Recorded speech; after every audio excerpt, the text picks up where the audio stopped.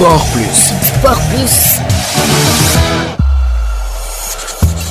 Bonjour et bienvenue dans votre rubrique sportive Sport Plus. Après 3 semaines d'attente, la Fédération sénégalaise de football a enfin reçu la décision motivée du jury d'appel de la Confédération africaine de football selon RMC Sport, une étape déterminante qui permet désormais au Sénégal de saisir le tribunal arbitral du sport afin de contester la victoire du Maroc sur tapis vert 3-0. Dans le document, le jury d'appel confirme sa position en attribuant le match au Maroc tout en précisant qu'il ne se prononce ni sur les primes ni sur les médailles ni sur le trophée, ces éléments ne relevant pas de sa compétence. Cette décision entretient le flou d'autant que la CAF n'a toujours pas officiellement désigné le vainqueur de la CAN 2025. Désormais, tous les regards se tournent vers le TAS, seule instance habilitée à trancher définitivement ce litige. Aucun calendrier n'a encore été communiqué, mais sa décision mettra un terme final à cette affaire plus de 2 mois après la finale polémique. Pour rappel, le Maroc a refusé une procédure accélérée de cette affaire. Le feuilleton est donc loin d'être terminé. Le Sénégal a décroché sa qualification pour les demi-finales du championnat d'Afrique de football scolaire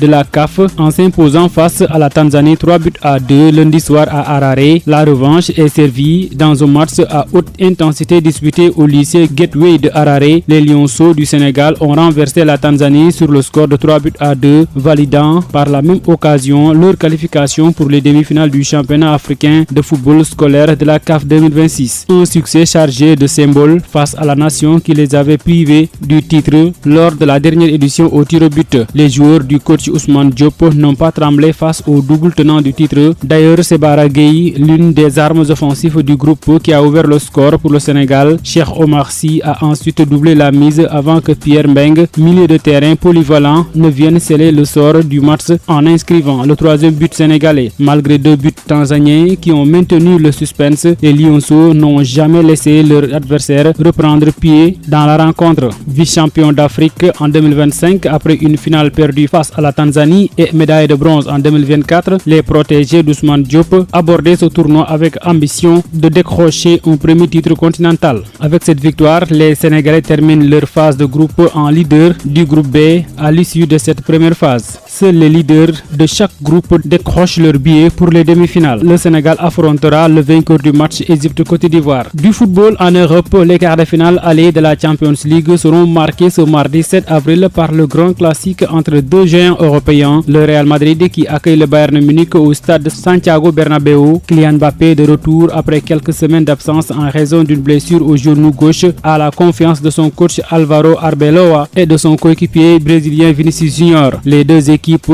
sont prêts à offrir un spectacle. Le choc entre le Real Madrid et le Bayern Munich est l'affiche la plus souvent jouée sur la scène européenne avec 28 confrontations entre les deux équipes. Les Madrilènes l'ont remporté à 12 reprises contre 11 pour les Bavarois et 5 matchs nuls. L'enjeu est donc clair, le Real Madrid vise à prendre l'avantage avant le match retour à Munich. Le Bayern Munich de son côté cherche à renverser la tendance et se qualifier pour les demi-finales. Un choc prévu ce mardi à partir de 19h. Même heure, le Sporting Lisbonne accueille Arsenal au stade José Alvalade de Lisbonne. Les Portugais, forts de 17 matchs sans défaite à domicile, affrontent donc les Gunners d'Arsenal, favoris de la compétition dans une ambiance électrique. Il faut aussi préciser que l'effectif Arsenal enregistre des nouvelles encourageantes avant le quart de finale. Declan Rice, qui avait manqué le dernier match de FA Cup après avoir quitté le rassemblement de l'équipe d'Angleterre, a pu reprendre l'entraînement collectif lundi soir, comme rapporté par plusieurs médias anglais. Il est accompagné du défenseur brésilien Gabriel, dont l'état de santé suscitait des inquiétudes suite à une blessure au genou face à Southampton, mais qui a finalement participé à la séance collective avant le départ de l'équipe pour Lisbonne. Nous terminons en lutte avec frappe.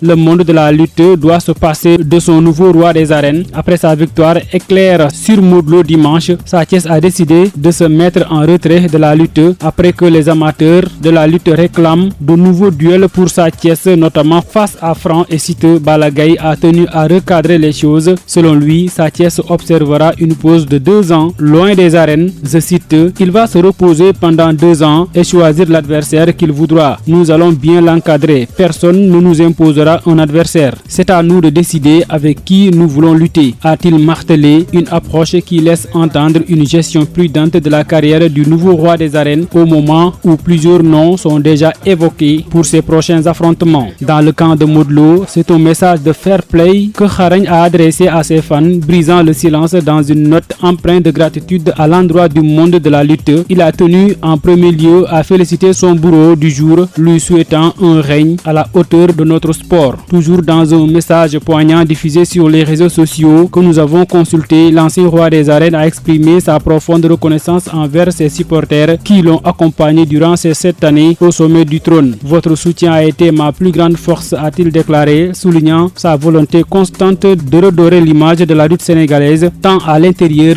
qu'à l'extérieur de l'arène. Malgré la perte de son combat, Modou Lo a conclu par une note de résilience et de foi, remerciant son staff et ses proches pour leur soutien inconditionnel. Cette sortie marquée par une grande dignité confirme le statut de leader et le gentleman de l'arène du lutteur des Parcelles Assainies. C'est tout pour aujourd'hui dans Sport Plus. Merci de l'avoir suivi. Rendez-vous demain pour un autre numéro.